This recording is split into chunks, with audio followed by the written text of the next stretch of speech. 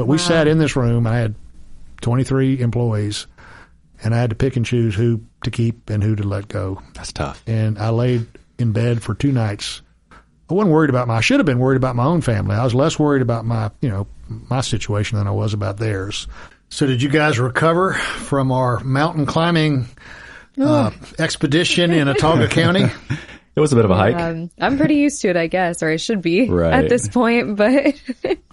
No rattlesnakes. No rattlesnakes, and no rock bass, unfortunately, either. I know. I was surprised. Small or red-eye? Yeah. Red-eye bass. Red-eye, that's right. I believe you, though, that you saw them. I thought so. They're supposed to be about 50 miles north of where we were, so I was surprised to see them. But what was your impression of the 2 deals that we looked at that day? One was the subdivision in Prattville that was a failed subdivision. The first phase had 36 lots.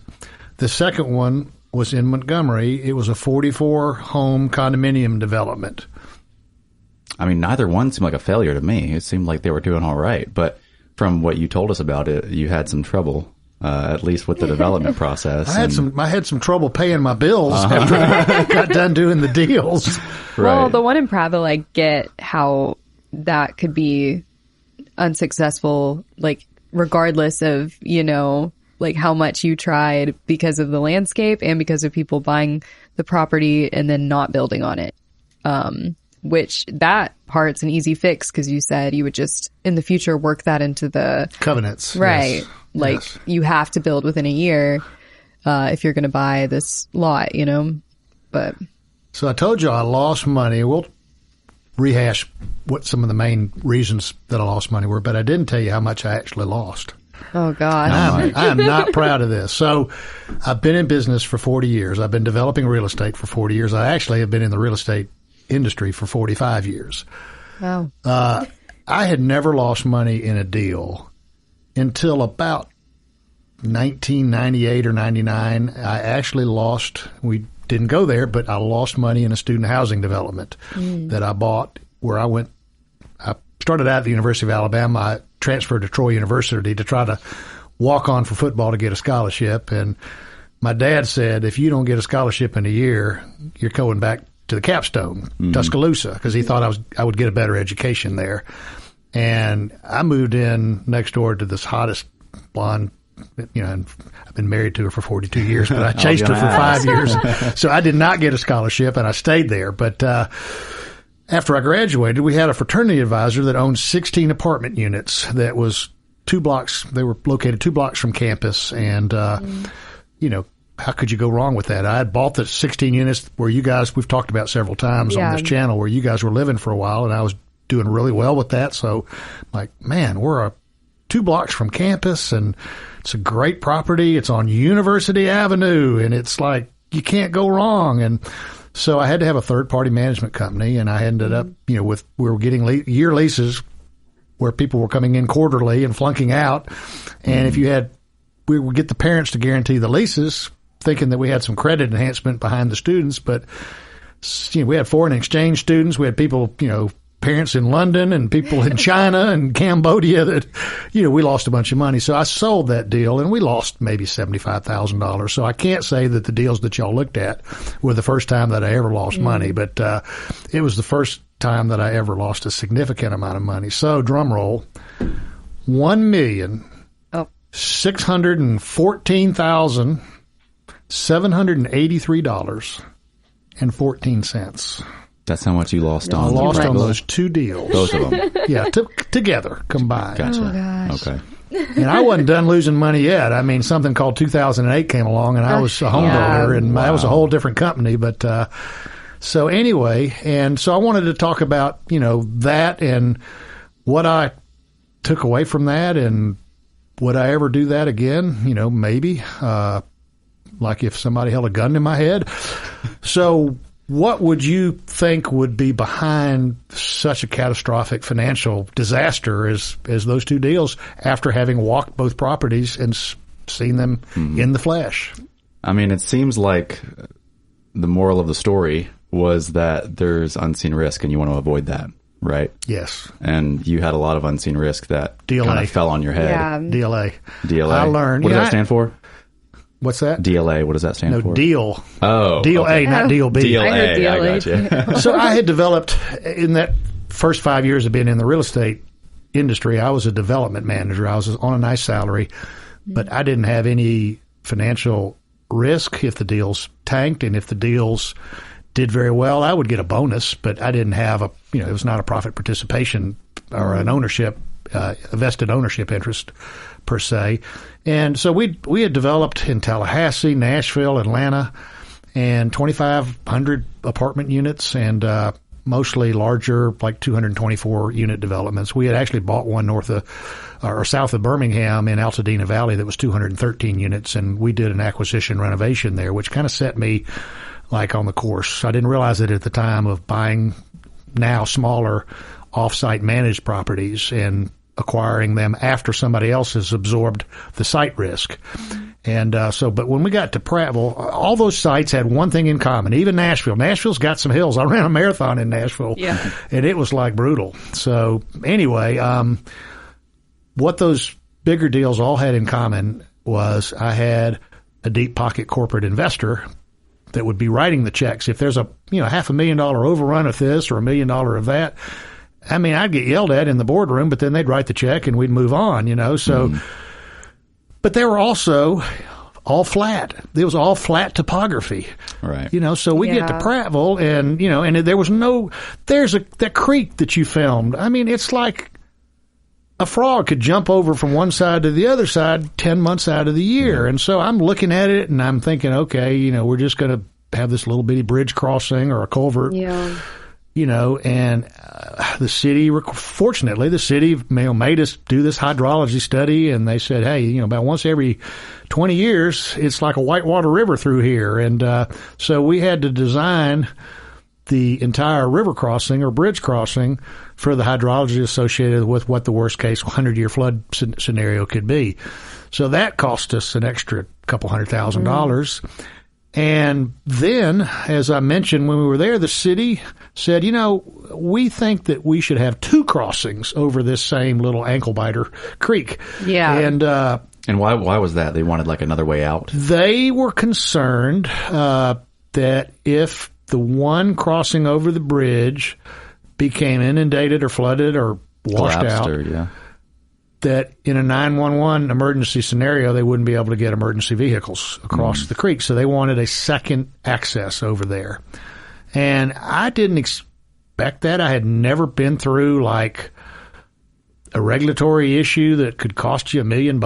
And so we had to build a second crossing. Well, that wasn't enough. It wasn't enough to just say, you know what? I just spent $180,000 with this particular box culvert crossing, so I'm just going to double that and assume that it's going to cost me $360,000 because I got to do this. I got to do a second one. Oh no, the hydrology was different just 100 yards down the creek. There was a whole different thing going on over there. So we had to completely escalate the cost and increase the scope of the development, and that was that structure. It's called a weir. I think it's spelled W-E-I-R, but. And to mitigate the downstream siltation and some other issues. So that was like $250,000. So, and I wasn't done yet. We were building to the city of Prattville road specifications. Even though we were in the county, there was police jurisdiction in our area. So that meant that we had to go through a double process. We had to have county permission, but we also had to have city permission. The city codes for streets were obviously a little more stringent than the county codes, and which we knew that, but the city code said you could not have more than a 10% or an 11%. I think it was maybe a 10% grade, incline or decline on your site. So we designed that site to that. That was a hill that I was huffing and puffing so hard when we walked up it. So I got to get back in the gym. Anyway, so the city came out and said, hey, you've got to cut it down another full percentage. You're like at 11% or 12% or whatever. So my site contractor said, oh, no, I've shot it. I've got the numbers right here with the city. So we presented all of our facts that we were within the allowance, and they said, okay, well, we are really not going to take time to make sure we understand what your site contractor has done because it's an arbitrary thing on our part, and we want it cut down some more. So it's like another $250,000 going out the window. And so they just didn't care. They didn't care. I mean, they've never run a business before. They didn't care. I mean, it's like, it could snow every 500 years in Prattville, Alabama. And, you might have to have, some kind of snow like salt or something or other the city would have to pay for. So my takeaway from all of that was, I would never, and I never did, buy another site that had hydrology or wetlands or any kind of stuff like that, or hills where I was trying to build a road up a hill. So, but the bigger takeaway was really twofold. As a small investor, I mean, to write a check for $500,000, when my gross income at the time was like maybe only double that or 3 times that, it's like, no, I'm not going to put myself and my family in that situation again. I don't need to. And, and I don't want to be in a situation to where there's a zoning risk where the government, I could have somebody that gets mad at me for some reason and all of a sudden he's using some arbitrary, like, discretionary rules that could cost me a bunch of money. And, but the reason we lost money in the deal, I had contingency in the budget to cover most, not all of that. And I bought the land for, I want to say, so I bought it from Union Camp, which was a paper company, international paper.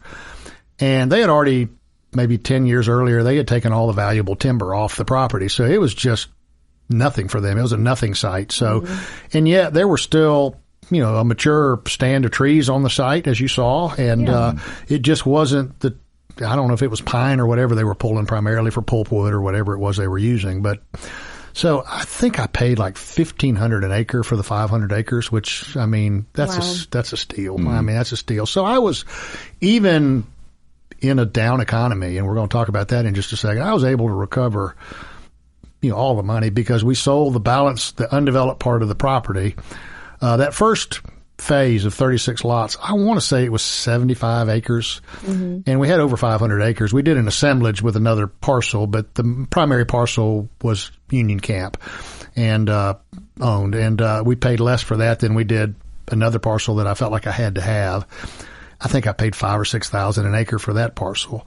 But we were able to, even in a down economy, we were able to sell the land for about $7,500, $8,000 an acre. So that basically, I had an investor that got him out whole. And, I'd built a couple houses in there that I had taken a bath on because of the delays. What I didn't realize at the time is that 1,000-year storm, it wasn't a rainstorm. It was a real estate storm. This was 2005. So everything slowed me down. Like we should have been sold out by 2005, and we had a year or so delay on getting permitted for the subdivision. The construction was an issue. That same site contractor, he put me on basically what they call a cost plus, which is you're going to pay what I say you owe me. And so he provided a schedule. This was for the extra work, cutting the hill down further to appease the city manager. So he put this schedule together, and he had all these, maybe a dozen pieces of equipment. You got, if it's a D8 Caterpillar tractor or, bulldozer, it's like $500 an hour. If it's a this, if it's a that, if it's a motor grader, if it's a Traco, he had all these numbers, and I don't remember what the numbers were. And it was an hourly basis. So I was having to pay, on an hourly basis, whatever they were using up there. And he had a big excavator, Traco, one of those big things, with a bucket on it, and it swivels around. And it's like $1 million piece of equipment. And it was like, I don't know the numbers, but let's just say it was $500 an hour.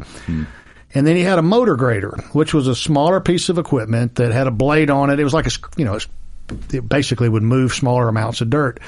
And it was like $250 an hour. So I'm up there seeing this motor grader just like day after day after day, just running back and forth over the same place. And I can't tell the difference. There's maybe a pile of dirt that wasn't there. And, there's crews up there, I'd pull to the bottom of the creek and I'd look up the hill and there'd be like this cloud of smoke where they're sitting beside their machines, getting an attitude adjustment on my time. Yeah. You told us in the last video all the trouble you had with them and the rattlesnake. They got in a fight. They killed a rattlesnake that had like, I don't know how many buttons it was. I think it's 17 buttons, and apparently that's they covet that kind of thing. I don't know. Anyway, so they got in a fist fight, rolling down that hill, with dust going up. After haven't gotten an attitude adjustment. I mean, y'all know what that is, don't you? So You think it would have worked, but I guess not. It didn't pacify anybody because they really needed that rattlesnake rattle on their wall or whatever, you know. But, you know, all that was on my dime. So I contacted the site owner, and he was actually out of Elmore County. And what I later learned was he was not in good standing with the Autauga County people. He had pissed them off and done some things. So I was getting a lot of pushback, and the requirements to build that second water crossing, I still believe, came because of the site contractor that I chose. I should have done more due diligence about his relationship with the city because it was a big deal. But, you know, I remember to this day when I called him, and I'm like, David, and that's all the name I'm going to say. I'm David.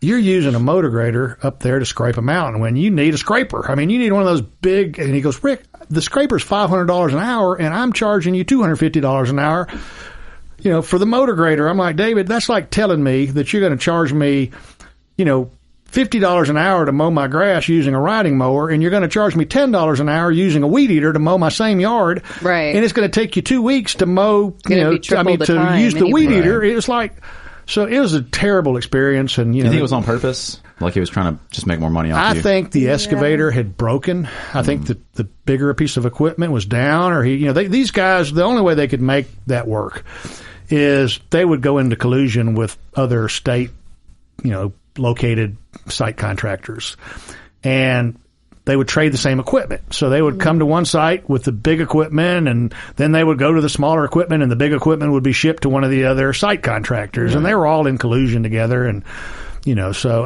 that's just speculation on my part, but it was a disaster. I'd never want to go through that again, and I didn't. So there's apparently a lot of scammy people in the industry anyway. I don't think it was scamming. I think it was just they're going to do it if they got away with it. And, you know, I don't think he really conspired to kind of just opportunistic. Do this. It was just like, but I never hired him again. And obviously I couldn't have if I wanted to because I got out of that business. But, you know, the main takeaway is that site work, even like this development here that I did, you know, I took a whole city block in this location. We'll talk about that in another video. And I tore down a bunch of dilapidated housing and I built back.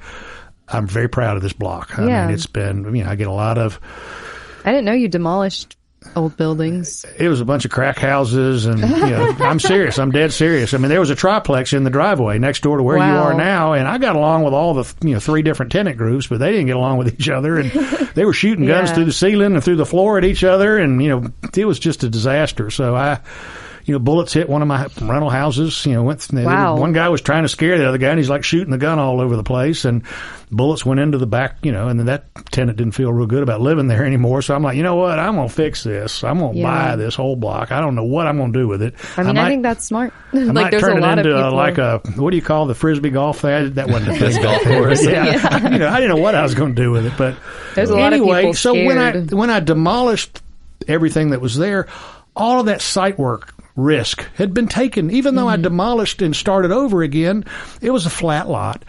The bad dirt. We're in a vein of prairie gumbo here in central Alabama that's horrible to build on because if it rains, it expands like a sponge. And then if it's, you know, it's always, we'll have rain until May and then it might not rain again until September. Well, the soil contracts. So there's movement all over the place. And, you know, there are ways to mitigate that with how you design your foundation. But most of the main, you know, I didn't have an Indian burial ground. I've run into that before where you're like shut down for years until they can excavate the bones and figure out. Oh my gosh. I didn't have a snub-nosed gopher turtle or tortoise or whatever. That slowed us down on another deal one time. You know, and, you know, I didn't have like an environmental, they call them rec sites, where there's a recommendation of some kind of action to, like if there had been a dry cleaner or a pest control company or whatever. There was no, you know, groundwater contamination. And all those risks had already been borne by somebody else, you know, that's been long dead. So that was where I really shifted away from new construction. And also after a little thing called 2008, you know, in my house, and where I had 23 unsold homes. Well, I was going to ask, was that kind of the nail in the coffin for these developments? Like they were semi-unsuccessful, but then that happened, and then it was all over. And well, with regard to the orchards at Lake Forest, which is this development behind me, we sold that out. So, we sold I see it. It says all sold on every we sold it. Still wasn't profitable. Well, so we lost, I lost a $500,000 in 2008 value dollars for the Autauga County deal. And the way that I'm calculating that is, I worked on it for 6.5 years, and I never drew a salary. I never took a developer's fee. My investor got out whole with interest. The bank got paid with, and, we sold some lots, and, I built a couple houses that I ended up breaking even on. But at the time, I was billing myself out at $75 an hour. I don't know what that's probably $125 an hour today. And 6 years of working 50, 60 hours a week. I mean, that's all I was doing was that deal because it was so You had no other intense. like a second job. How did you survive? What did you do to make, if you didn't make any money off that? Well, I mean, I had a rental portfolio that was full. I mean, I've always lived off, So that was maintaining your bills, basically. Well, it wasn't by design. I was always trying to plow the cash flow back into buying more apartments, so I couldn't buy any more apartments during that time frame. But I'm a great operator. I don't, I don't ever have vacancy expense. The economy, people lose their jobs in a slow economy, and I always try to work with them, but I have occasional evictions. I've had 4 in the last 12, 14 months, and that's unusual. I've had maybe 5 in the last 10 years, and 4 of them, I mean, something's going on. So, but anyway, I'm a skilled operator, so that really saved me. And there was, at the darkest point, and it was in this room right here, I had 23 employees, and and I had 23. 23 is a bad number. And how old did you just turn? Did you just turn? It's a bad number, you say? Did you? How old? Your birthday's today. Are you 23 today? Okay, we've stopped the cameras. Today. No, so I had 23 unsold homes, and my interest, they were all finished, but they were sitting there. And we had sold 17 homes or so. I guess 17, 18 homes from 2002 to 2005. We were, as soon as the paint would dry, we would be at a closing table selling them. And we made some money during that. I mean, a lot of money. Yeah. But, I'd make money and I'd buy 3 more lots or, build 3 more houses and hire another assistant or this or that. So how many employees do you have now where you're at now? 0. Really? It's 0? Well, I have independent contractors that work, with me for various things. Nobody's full time. And I don't pay myself a salary. I mean, I don't need to. So, I've got, I own the apartments and the apartments are full and they cash flow. So is it better to utilize independent contractors as much as possible instead of employees that you have? We need to talk. That's a discussion that I would like to ask. We table. We need to talk about liability and maintaining, some type of a protection, so you don't get sued if you're a landlord. And y'all are thinking about several of these different investment options that we've talked about. I'm just trying to cover the entire A to Z of where I made money and had success and where I lost my shirt. And you never really think about the ones. This deal here, for example, I'll never forget that, I lost $500,000 on that deal, but at the same time, we were losing $500,000 here. We had 3 successful, very similar developments, actually larger in Alpharetta and Marietta. Yeah. And the only reason that was so bad, it was just because of, you said this is the Montgomery one. Not the Prattville one. No, so the Prattville one is obvious what happened. Right. This one, you go there, I'm proud of it. I mean, I'm embarrassed of we're standing there at that bridge crossing and the road is about to wash out. Yeah. No, I'm talking about the first one. I'm looking at that and I'm just ashamed that I had my name on that subdivision. Right. And, it is what it is. People are still there and we talk to them. They love living there. About it. Seems successful to me.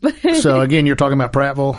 The Montgomery one. Well, so ratcheting forward from Prattville to Montgomery, it's obvious there's some challenges. There's some happy homeowners in Prattville that live in that subdivision. But for me, it's not a legacy that I'm proud of pointing to. And, to see that road almost being washed out, I built that damn road, but I built it because the city forced me to build it, and I built it to their specifications, and they came out and they tested it and made me do all kinds of extra stuff, and then they accepted it, and it became a city road, and it's not being maintained. And didn't you say that the second entrance that you had to install was beginning to kind of crumble in a way, or it was beginning to have some structural issues? It's on visibly? Your camera. That was what you mentioned. So the reason for that is, and then I want to get back to this development because I'm not embarrassed by this development.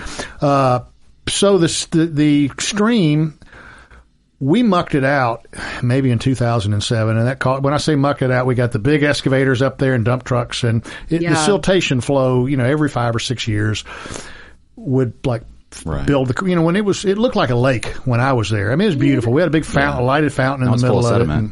And now it looks like a mosquito pit. I mean, it looks like a swamp, but it's 2 acres or 3 acres. Oh, and what you said was that the water was beginning to wash out to the side and it was going to go under the whole creek. So because nobody, after I sold, the deal, and I wanted to, I spent that $28,000 out of my back pocket, and I wanted to do it to leave that subdivision in a sustainable, status for the next owner to have. Mm-hmm. And then whoever bought it never mucked it out again. And so what happened was the siltation, we had a channel where the main creek would go, and the weir, created more of a lake in an area that was more of a swamp before. Mm-hmm. So, but the main channel got shallower and shallower, and as it did, when there was an intense thunderstorm and a lot of runoff that was coming through there, the water was pushed out of that particular channel, and it's created a whole new primary channel where we don't have the weir. We don't have, the erosion control in place.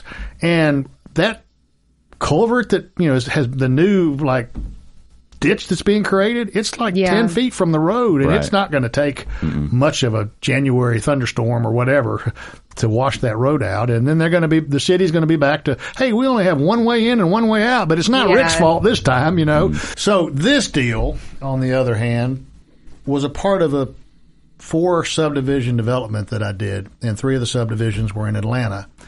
Atlanta in the early 2000s was absolutely the best real estate market in the world. I'm not talking about in the country. Wow. I'm not talking about in the South. Why? It was a mecca for people to flock from the north because they didn't want to be in a hurricane zone in Florida, but they wanted to be in a warmer climate. And Atlanta had, it's rough in August in Atlanta, just like it's rough in August in New Orleans. Yeah. And when you say Atlanta, do you mean kind of like the outskirts, more suburban areas? We were north of Atlanta proper. We were in the city of Marietta and the city of Alpharetta. Gotcha. 2 of the developments were in Alpharetta, and one, the picture that you saw the other day of me standing when I was 42 years old or whatever, shaking my main project manager's hands. That was in actually a little town north of Marietta called Crabapple, and it was 188 of these condominiums. And did it look pretty much just like this? Exactly. It's the exact same plan? The same. Yes. Wow. And a little pond and everything. The site plan was different, but I've always been big, and this has been me. I've always been big on intense landscaping. I double and triple whatever the budget initially is set aside for landscaping. It's the cheapest amenity. And I'm very proud of this development because I got a little bit of pushback from the neighborhood associations that were in that area because they thought I was building an apartment complex. And so they said, well, what we want, Mr. Hanson, is we want you to promise us that we're not going to see your buildings from our site after your landscaping matures. So we didn't see it. You look on the cameras and you're not going to see any of the there's 1,000 homes right in that area.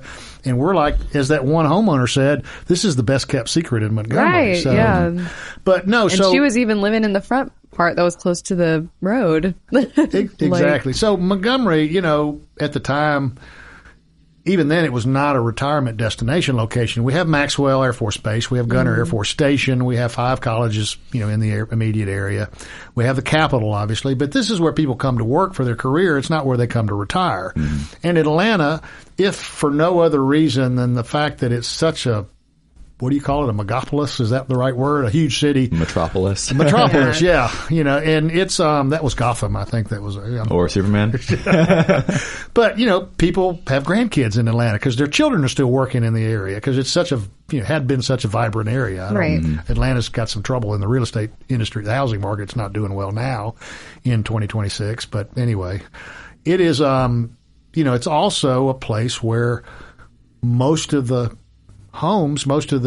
houses in and around Atlanta, because the value of land is so much more expensive in a market like that, where there's so much development and new construction, it's denser, which means there's more buildings built on a smaller parcel of land, which means if you're a home builder, you're gonna be very tempted to put your master suite upstairs. Well, this development and the sister and brother companions to this development, it was an empty nester concept, and it was aimed at and marketed to. It wasn't age restricted. You could be 23 and move in there if you wanted to. But it was definitely catered towards. We established a lifestyle that was for empty nesters, and the clubhouse had some amenity features to it that, we didn't have a racquetball court. We didn't have tennis courts. We were more like meet and greet and hang out with your, people, your contemporaries. And I think the average age of our buyer, the first round of sales was like 57, which, seemed really old. Right off the bat. Seemed really old to me back then, so, but, Montgomery, because land is not such a precious commodity and it's not so expensive. I mean, in Atlanta, in some cases, you buy it by the square foot, not by the acre. Yeah. And so, and the site in Crabapple that we bought had actually been a nursery before. So, and they had grown a lot of the plant materials that they were selling on the nursery. And a plant nursery. Yeah, plant nursery, yes. Okay. And so, we were very lucky to get that site, in the status that it was. But in Montgomery, I mean, because land is not that valuable of a commodity, if you've got a 2-story house, it's your guest bedrooms that are upstairs. It's not the master suite. Right. Whereas in Atlanta, if it's a typical 4-bedroom, 3-bath house, all 4 of the bedrooms are upstairs. So you got somebody that's 57, 67, you could be 53 and have like run 5 marathons and you can't walk up and down steps without having to say, ouch, or, wake your, your spouse up because your knee's creaking so loud, which, I resemble that remark. But so the Montgomery site did not generate the same immediate sense of urgency that we had people that were interested in it. They wanted to stay in the same neighborhood where they, had their, had been their forever home, and they wanted to shop at the same grocery store, go to the same churches. Be with the family. They weren't being driven by like, I'm going to sleep on the sofa tonight because I'm hurting too bad to go up that staircase to the master bedroom. And that's an exaggeration, but that was really a thing for us. So while I was losing $500,000 in Montgomery, we were making 10 times that, in Atlanta. I mean, we were like, it was crazy. It was crazy. So, the location can really make or break. Well, this was a great location. It was just the demographics were different. And so what happened to us, we sold everything. You see all these sold? Yeah, every unit sold for at or more than what we had, they call it pro forma, what we had projected would be the sales cost. The problem is in my development schedule and my development budget, I had a line item for overhead and staffing. And I had calculated that in Atlanta, we were selling 144 units in a year. So I'm thinking, okay, we only have 44 units here. And that was times 3 in Atlanta. I think the smallest development that we had was the one at Crabapple. It was 88 units. And we sold it in less than a year. We were selling them too fast because we were literally selling them the minute the paint dried, and we're at a closing table, and our walkthrough, we had a walkthrough warranty person on the payroll, and the homeowner would hand them a list of like 217 items that needed to be fixed or punched out. They called it a punch list, and we really needed an extra month. But I mean, these people the moving trucks were circling around, and there was such this, and there was this fear of like missing out that a lot of the buyers that had come earlier, and then the unit that they wanted had been sold by somebody, had been bought by somebody else. That never happened in Montgomery. So, but you can logically assume that if we're selling them, we're selling 2 or 3 times the number of units in the Atlanta market. It's the same development. It looks and smells exactly the same. That a year is a reasonable guesstimate of what it's going to take. Well, it took me 2.5 years. So I had to not only pay that, we were open 7 days a week. I had a sales office on site in a temporary, like, mobile trailer. It's nice. I mean, it's on steroids, and I spent like $50,000 just landscaping the trailer. And my site contractor was going to yank all that stuff up. And, when it was time to build a building there, I'm like, hell no. Stick it in the shade and we'll put it. See, I hired a crew and we put all that landscaping in other places on the rest of the site. But then when the clubhouse, we got the permit for the clubhouse first so we could move our office into there. So we were open 7 days a week because you get a lot of traffic on the weekends. And so I had to have a primary sales associate, had to have a second sales associate for holidays and, sick days and things like that. And then I had to have a part-time sales associate that was a retired person. They all had to have their real estate licenses also. So I had to hire them away from other real estate companies. So I had to pay them a pretty high salary, base salary. And, and that warranty guy, I had to have him around for like 3 years on the payroll. So, Wow. Did that contribute to your losses on this? Yes, that and the interest carry. And Gotcha. interest carry is something, so when you know, I mean, let's just say it was a $10 million deal, and let's just say interest at the time was 5%. It was probably higher. I mean, I did some deals where the interest was 15%. You know, I'm thinking, man, if I could just ever get it down to single digit, like 9%, boy, these numbers would sing. And then effectively, you know, from 1995 to 2005, we were at 1% interest. You know, it was just a ridiculously, you know, there was some really crazy stuff happening in that time frame that ultimately led to the collapse in 2008 of real estate. But anyway, that interest adds up. I mean, so there was those two things, those two factors. But again, it didn't hurt me like the Autauga County deal hurt me, because I was making money in the other deals, and it's like, okay, let's just say we made $9 million on the Atlanta deals, and we lost $500,000 in Montgomery. Damn it. We only made $8.5 million.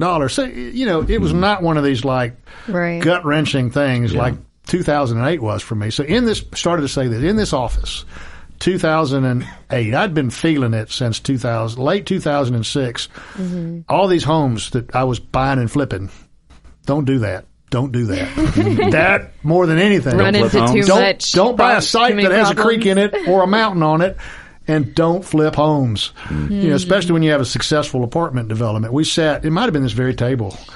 I don't throw anything away. I still have my Pink Floyd shirt from like whenever I went to that concert. I mean, it's like, oh wow, David Gilmour still had hair when I went to that. As far as flipping homes, that it's kind of a trendy thing. Like people that don't really know anything about it think, oh yeah, like, you know, buy a fixer-upper and make it nice and sell it and make a profit, you know. HGTV but it's not that easy, really is it? Popularized that. It was. That was the problem. I mean, I made money hand over fist, like from 2001 to 2003 or 4, because the banks were giving loans to dead people. I mean, you know, it's like... And there's a lot of houses to flip in Cloverdale and in Montgomery. Well, and I don't want to go into too much details about it, but there were a lot of... This is a great neighborhood. I mean, it's great because my apartments are here, but it's architecturally diverse. You know, the people that live here are diverse.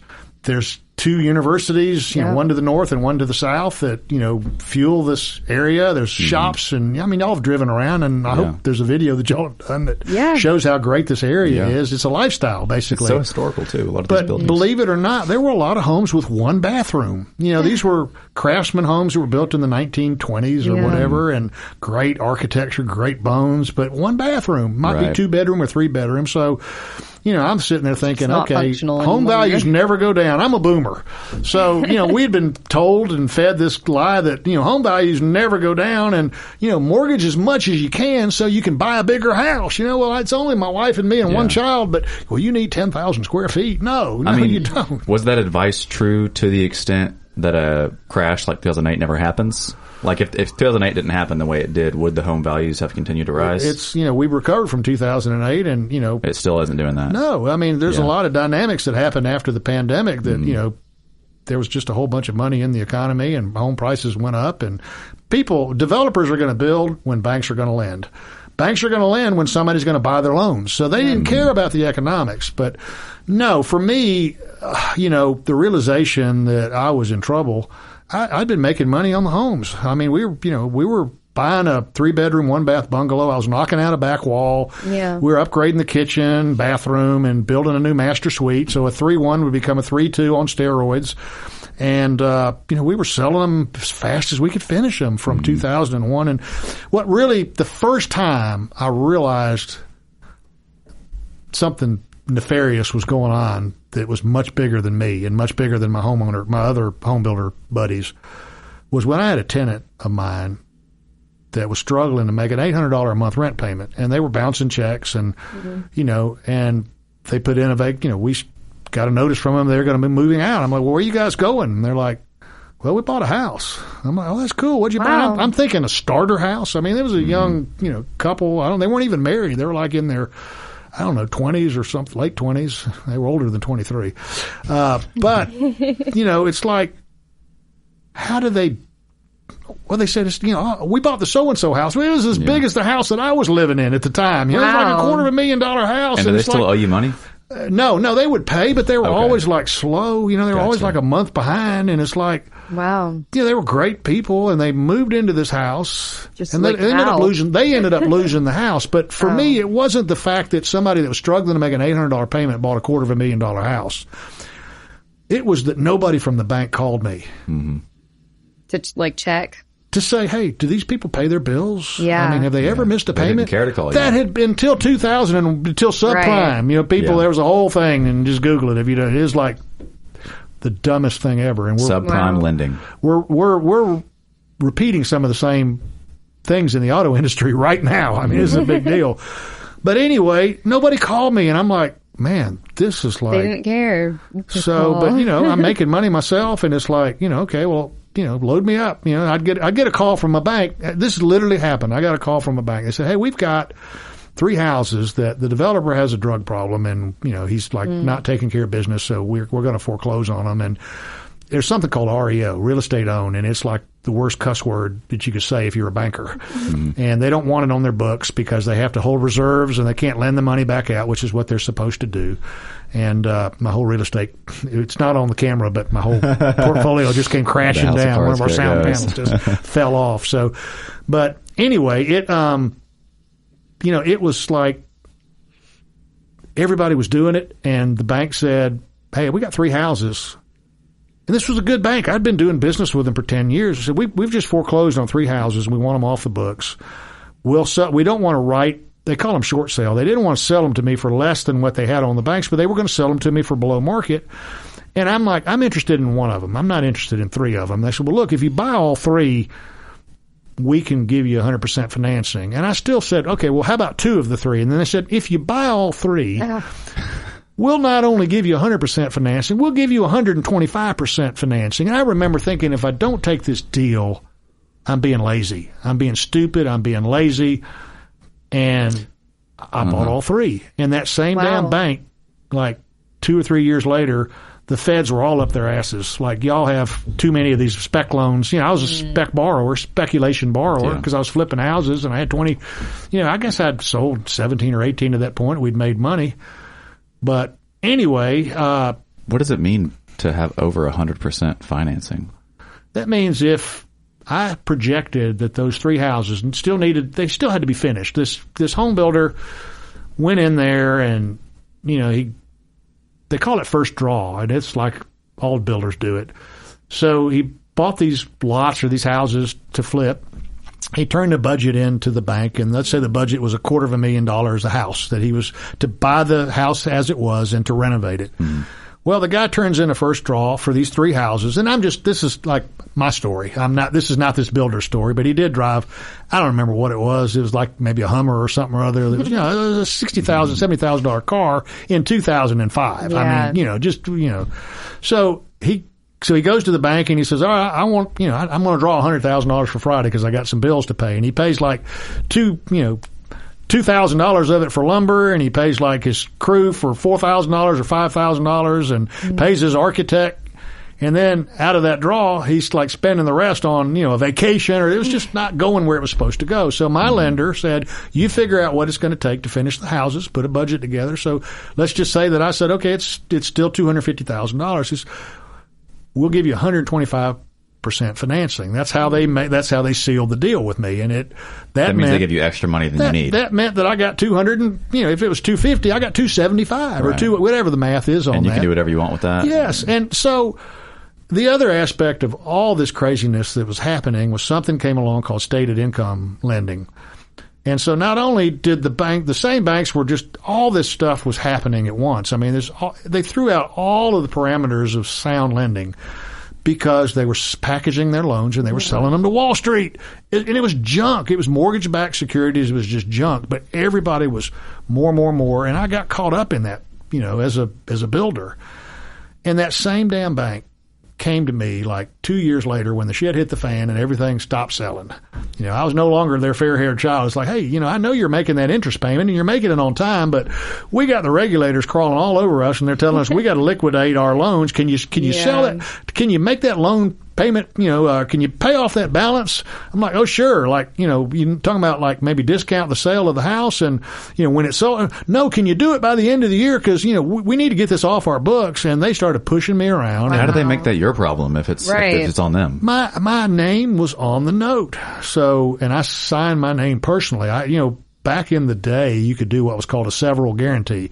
Several, SEVERAL, I think, which meant if I went and bought a $10 million deal and I had a partner that was 50-50, I could go to the bank and say, I'm only going to sign for 50% of this because I'm only 50% in the deal. Right. And we got some deals done that way. But by 2001 or 2, that was out the window. And they're like, okay, you got to sign. We don't care that you got a partner that's even stronger than you are.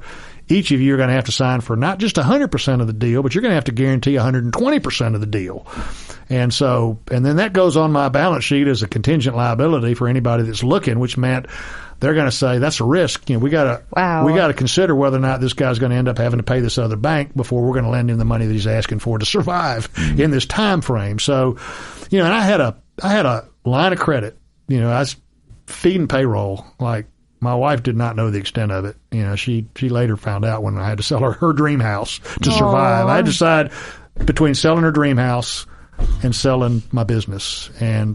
But we sat in this room. I had 23 employees, and I had to pick and choose who to keep and who to let go. That's tough. And I laid in bed for 2 nights. I wasn't worried about I should have been worried about my own family. I was less worried about my situation than I was about theirs. And, man, I would not wish that on anybody. 2008 just damn near killed me. And the weird thing is, and this is something for a viewer that might be thinking about, do I want to be a landlord? Do I want to be hands-on? Yeah. You're hearing that I love this. I love it. I'm damn good at it. I've been doing it for 40-something years, and I've developed communities and communities, and I'm real proud of that. And I'm also proud of the fact my apartments are great. But I don't sell apartments or lease apartments. I lease a lifestyle, and it just so happens that the apartment comes with it. And I figured that out a long time ago, and it's been the secret to my success. And I enjoy it. I don't want to ever die. I don't ever want to quit, and I don't ever want to sit on a beach. I want to do this as long as my health holds up. I want to do this. But in that time frame of 2008, when I was forced to realize that I was probably going to go under, I was more worried about waking up in the morning and not having a reason to exist. And for me, existing means box checking. It might be stupid, insignificant things, but, I like at the end of the day to say, I've been productive. I got, oh, shit, I didn't do this. I need to do that tomorrow morning, so I'm going to get up at 4 a.m. to go do that. I'm weird, y'all. I mean, I will work an 80-hour work week and not realize it. Yeah. We took a 2-week vacation maybe in 2003 or 4, so money's coming at us from every direction. So my wife's like, let's go somewhere. So we go to Oahu. And we're there for 2 weeks. And the first week, I'd been working 7 days a week, 12-hour. A 12-hour day was my normal. A 10-hour day was like I was goofing off, because I start early in the morning. Yeah, I know. Yeah. And so anyway, that first week on the beach was the greatest week of my life. Yeah. And it's way better when you feel like you've earned it. I didn't take I had a laptop then. I didn't take a laptop with me. I didn't check my cell phone messages. And that second week on Oahu was the worst week of my life. It's like, go back. I got to call. I need to call the office. Can we book an earlier flight? She's like, sit down and take a chill pill. It's because you get your fulfillment and satisfaction from your box checking. In the spirit of full disclosure, I'm not saying be like me. Don't be like me. Don't be like Rick. But if you're like thinking that you're going to be a passive landlord and you're going to wait for the money to come to you and it's just every day's another day in paradise, probably not for you. Yeah, you want to be more hands-on. So, but I love it. And this asset that you lived in, the red brick, I call them the red brick apartments. They were built in 1948 and 49. It's been the greatest asset ever. And to close this story, it bailed me out.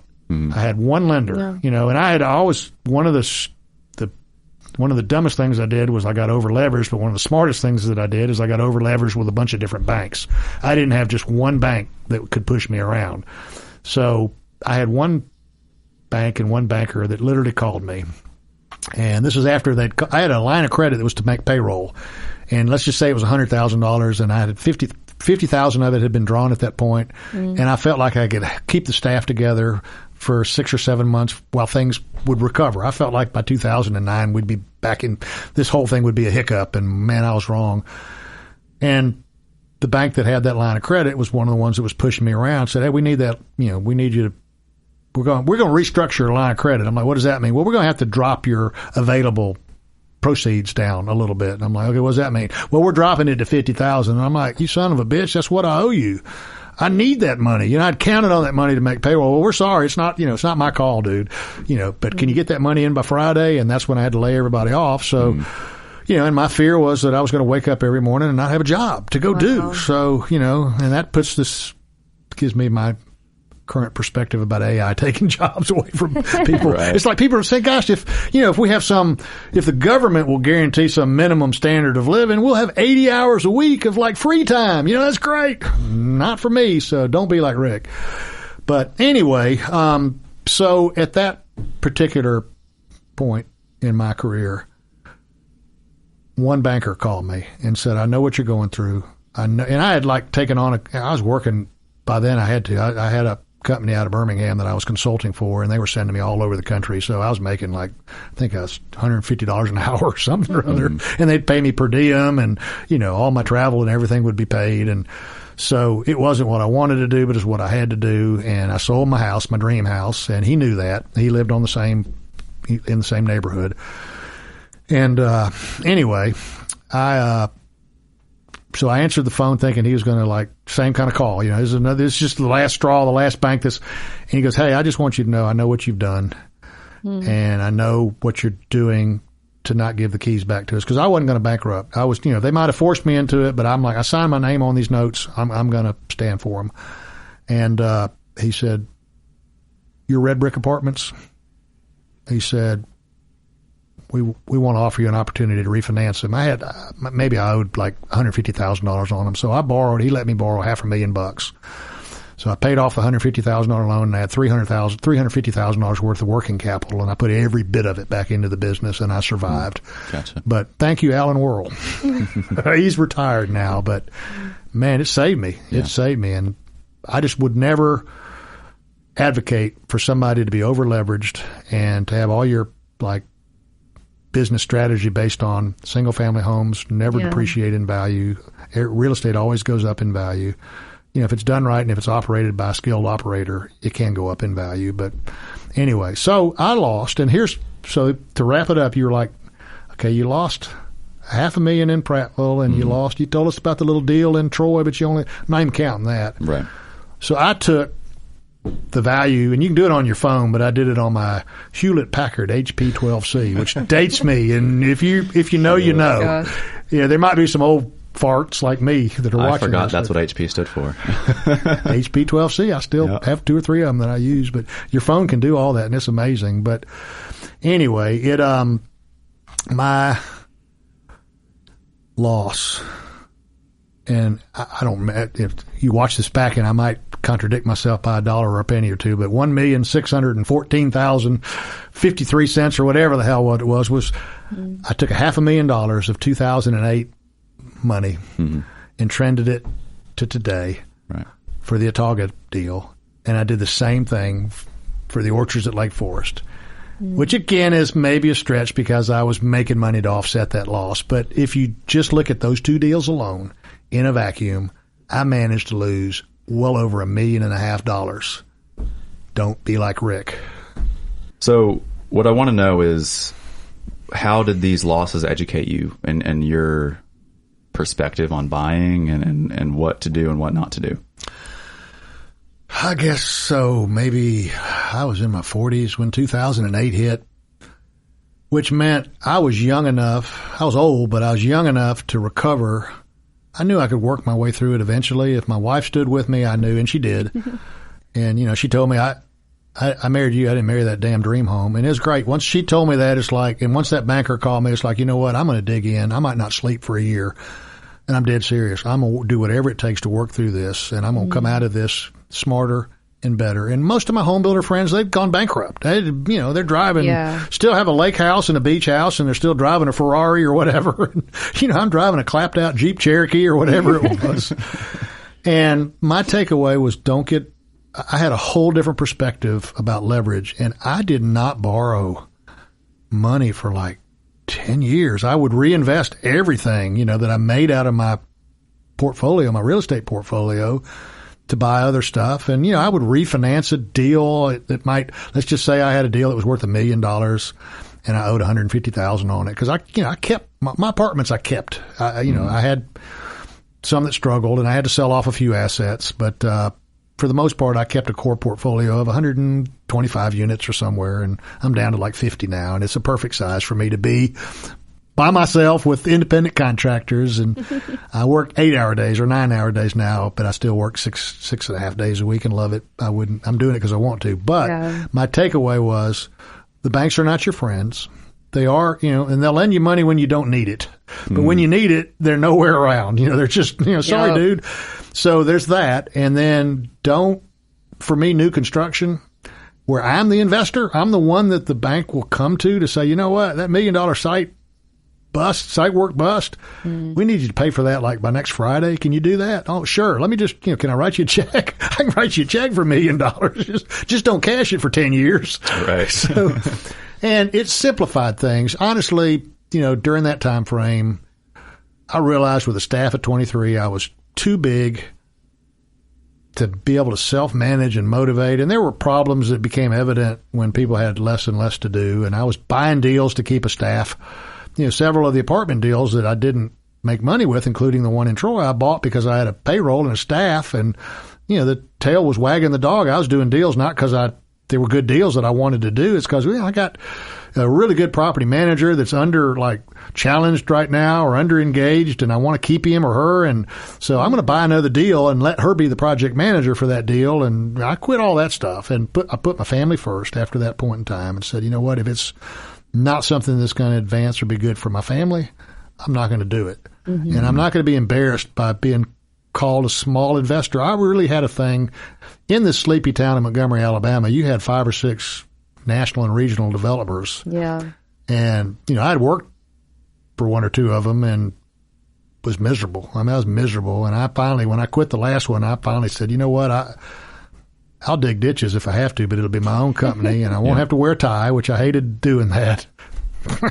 And, so, the takeaway was I'm going to do it myself. I'm going to do it my way or the highway. And if it's digging ditches, I'm going to be the best freaking ditch digger that I can be.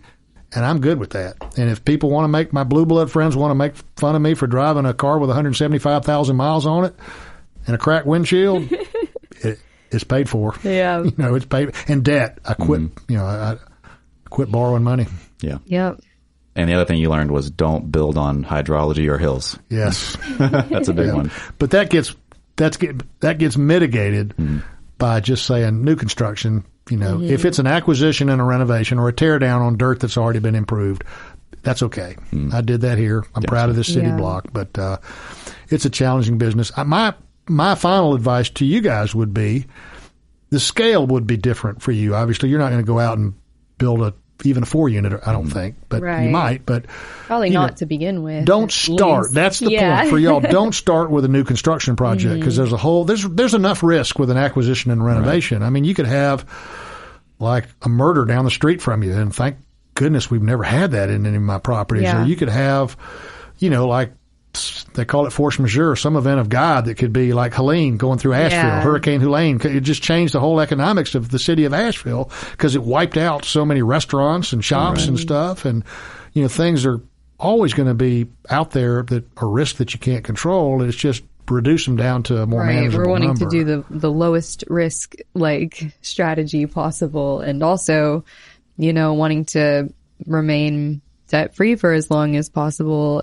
if that's even Yeah, I'm sure we'll attainable. have to get, once we actually purchase a property, we'll be in debt because we'll have to get a loan for that.